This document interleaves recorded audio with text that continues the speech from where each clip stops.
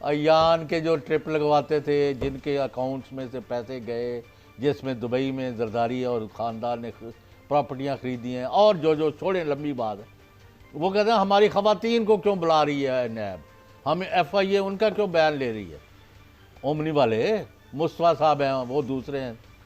हुआ ये है, अब सुन ले ब्रेकिंग न्यूज़ जो है, वो जो ख़वातीन है ना, उनके नामों पर यहाँ से पेमेंट्स गई। आपको क्लियर हो गया। उनके पास डेबिट कार्ड थे, उन्होंने यानी अरबों रुपए की उन पर अपनी शॉपिंग कर दी। कहीं से कुछ ख़रीद लिया, कोई फ्लैट बुक कर लिया, कोई ये कर लिया।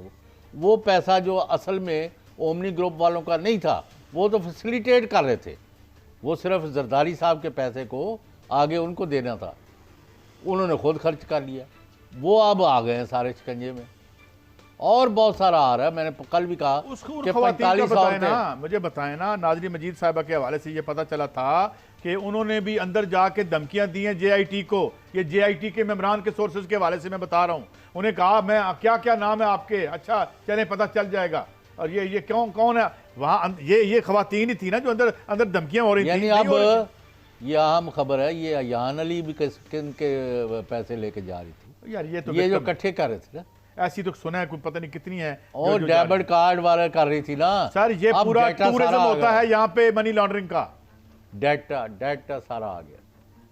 तो नाम लेना, ये तो पैसे लेके छोड़ रहे हैं इनको, 6 बिलियन लेके छोड़ देंगे। अब होते ताड़ी सोई होते अड़ी है बस। उड़ी है ना सर, क्यों अड़ी है? जिन्होंने यहाँ पे $96 बिलियन का कर्जा हमारे ऊपर लादा, कोई तो, काम नहीं किया ठेकेदारों के साथ। कल मरियम नवाज और उनके जो उनसे फ्रिक्शन लेके छोड़ और दो। किराए के वो हैं सोशल मीडिया वाले, जो आपको और मुझे आपको तो नहीं ज्यादा गालियां दोएंगे, वो झूठ है। एक ही बात है, मुझे और आपको देंगे तो वो उनका वो लगे हुए हैं। हमें क्या फर्क हुआ, हमने तो खबर देनी है।